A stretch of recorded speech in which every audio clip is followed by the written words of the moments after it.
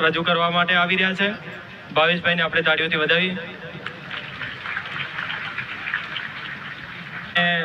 ઈશ્વરભાઈ બ્રાહ્મણવાડાને વિનંતી છે કે સ્ટેજ ઉપર એમનું સ્થાન ગ્રહણ કરે। બંને આમંત્રિત મહેમાનોને આપણે જોરદાર તાળીઓથી વધાવીએ। કાર્યક્રમનો દોર ભાવેશભાઈને।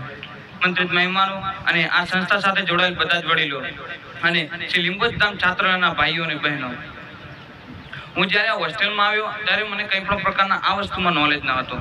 હું જ્યારે શરૂઆતમાં આવ્યો ત્યારે હું કશું જાણતો નહોતો કે આ વિશે શું કરવું, આના વિશે મને શું કરવું જોઈએ, શું કરવાથી શું થાય।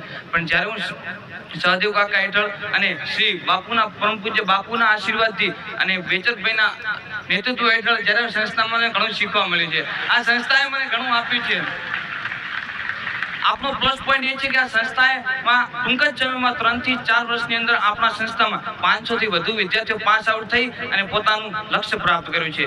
જ્યારે સંસ્થાની વાત આવે, હોસ્ટેલની વાત આવે, તેમ તો જેમ કે હોસ્ટેલ તો ન કહી શકાય, આ આપણું ઘર છે।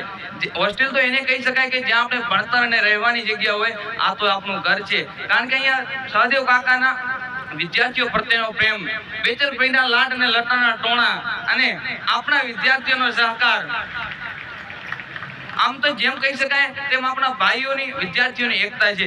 જ્યારે આ સંસ્થામાં વાત આવે ત્યારે વિદ્યાર્થીઓ પ્રત્યે સહદેવ કાકા એક મિનિટ જોઈ અને હરેક વિદ્યાર્થીનો પ્રશ્ન સોલ્વ કરે છે અને તેનો તત્વએ નિર્ણય લે છે।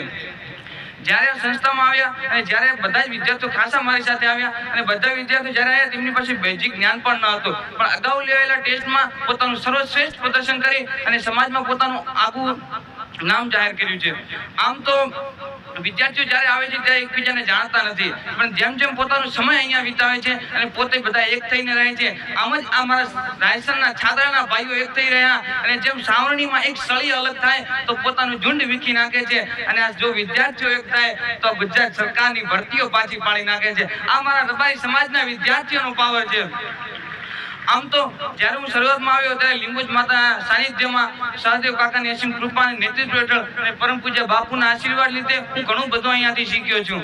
આમ તો શીખવામાં કંઈ બાકી નથી, છતાં પણ વિદ્યાર્થીઓ પોતે વિચારી રહ્યા છે કે કાકા જોડે ને બેચરભાઈ જોડે ઘણો સમય વિતાય। જ્યારે છેલ્લા મહિનામાં બેચરભાઈ અહીંયા સંસ્થામાં હાજર નતા, છતાં પણ બેચરભાઈની આખી સંસ્થામાં તેમની ગેરહાજરી વર્તાય છે અને વિદ્યાર્થીઓ અમને ઘણા યાદ કર્યા છે।